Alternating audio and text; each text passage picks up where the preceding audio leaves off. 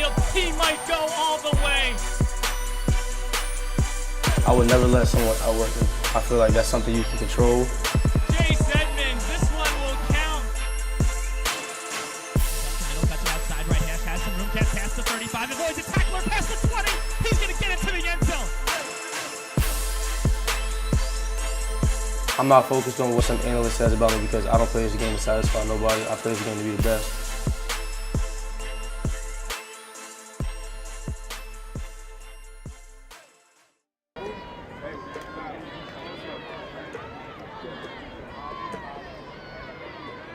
He did beg me not to retire. But, you know, he had some tough injuries, and I think he's going to be back this week, and I hope he breaks the record today. Edmonds, the Patriot League record, and more.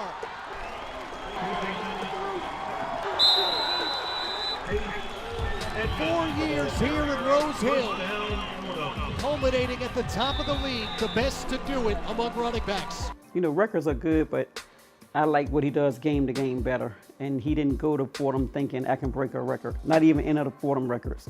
It's going to be a handoff. Edmonds up the gut. He walks in for the touchdown.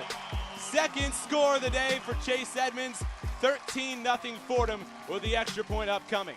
Edmonds left side, spins away from one man, still has it, breaks free into the open, down the left side. Goodbye, Chase Edmonds. Touchdown number 4. Fordham up 39-0. I know some schools who are probably truly regretting it now passed on him. He was very fortunate that he came here, and I expected good things when I had heard the stories about him. So, you know, there was some expectations, but you have to wait and see, and he's far surpassed the expectations. Chase Edmonds is in a different world compared to my running back days, but obviously we were Division III at the time. I'm a proud Fordham Ram. And Chase has made me even prouder. The way he's conducted himself, and obviously his exploits on the field and his rushing records have just been phenomenal. And you know, the way he's put us into you know, national discussions about football have been really wonderful and made me very proud over the last 4 years. I have been going to the football games since freshman year, haven't missed a game. Chase was unknown a little bit when he first got here, and then just sort of burst onto the scene. And we watched him go from someone who was supposed to be a cornerback to someone who would just light it up offensively and was probably the most feared player in the league, in the Patriot League, in the conference, and a top 10, top 15 running back prospect coming into senior year.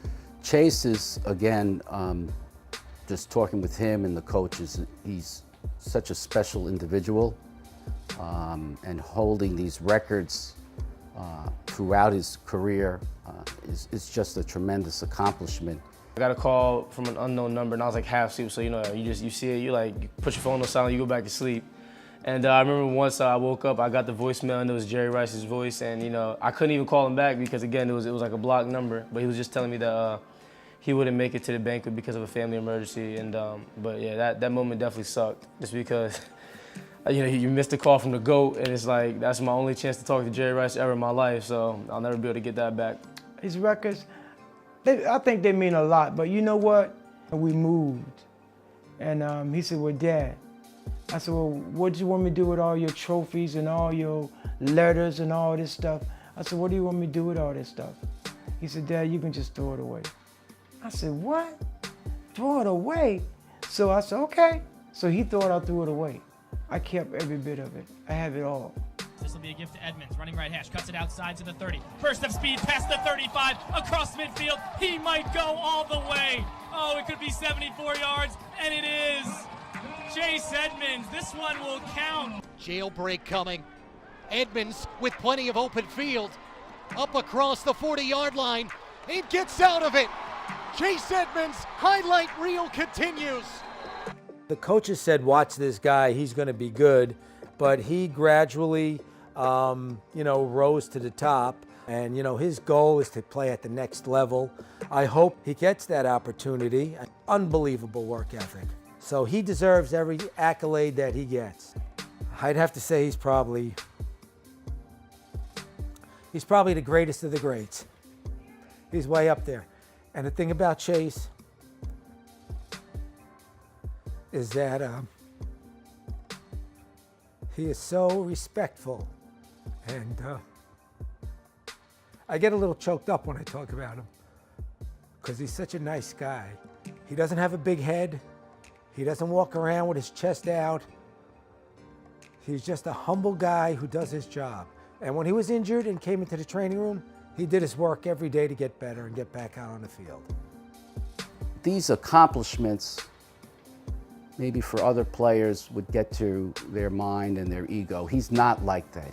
And his personality, he's mature, he wants to be great, he is serious, he's professional, and he has no ego. He talks to everybody on the team, from the very first person to the very last person that plays. I think everybody here, myself included, and the whole Fordham community, we believe that he's going to bounce back and go to the next level and hopefully break some records in the NFL. To be the best leader that I can be on and off the field, that's one of my personal goals, just because I feel like from my freshman year to my senior year, my mentality has changed 360 degrees. Like my freshman year, I came here just a young kid, really trying to just find that role, anything I could do to help the football team. But now my senior year, those guys, I got to realize that those guys have that same mentality, and those guys look up to me how I looked up to Ian Williams, Brian Wetzel, Sam Ajala, Michael Niebert.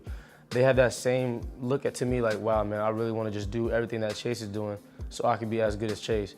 And I really need to just work on guiding those guys and molding those guys into being the best young football players that they can be.